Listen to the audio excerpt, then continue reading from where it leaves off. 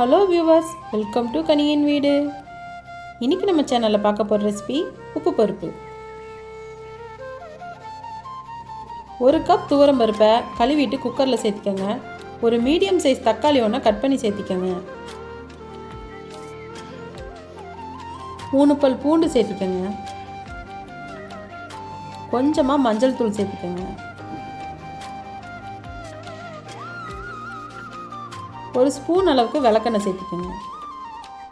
இந்த பருப்பு மூழ்கிற அளவுக்கு தண்ணி ஊற்றிக்கோங்க.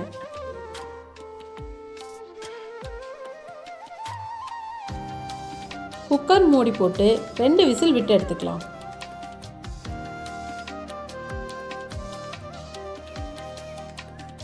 இப்போ ப்ரெஷரெல்லாம் போயிடுச்சு. குக்கர் ஓப்பன் பண்ணி பார்க்கலாம்.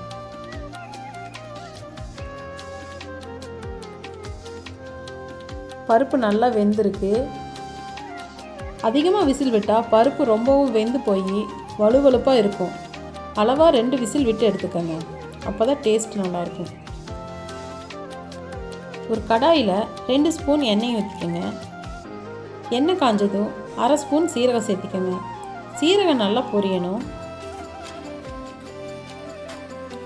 சீரகம் பொரிஞ்சதும் 1 ஸ்பூன் மல்லி எடுத்து இந்த மாதிரி கசக்கி எண்ணெயில் சேர்த்திக்கோங்க. மல்லி கொஞ்சம் வெந்ததும் காரத்துக்கு தகுந்த பச்சை மிளகா தான் சேர்த்தணும். பொடியாக நறுக்குன சின்ன வெங்காயம், 1 கொத்து கருவேப்பிலை. இதை நல்லா வதக்கிக்கோங்க. வெங்காயம் நல்லா கலர் மாறணும். வெங்காயம் நல்லா வதங்கிடுச்சு. இந்த அளவுக்கு வதங்கினா தான் டேஸ்ட்டு நல்லாயிருக்கும்.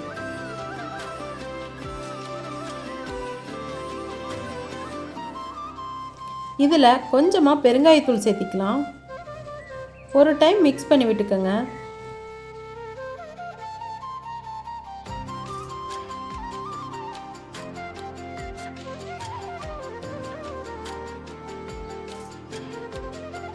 இதை வேக வச்ச துவரம் பருப்பில் சேர்த்திக்கலாம்.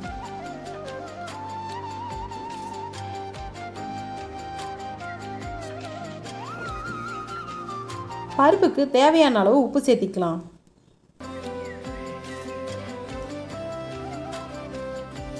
இதை நல்லா கடைஞ்சிக்கலாம்.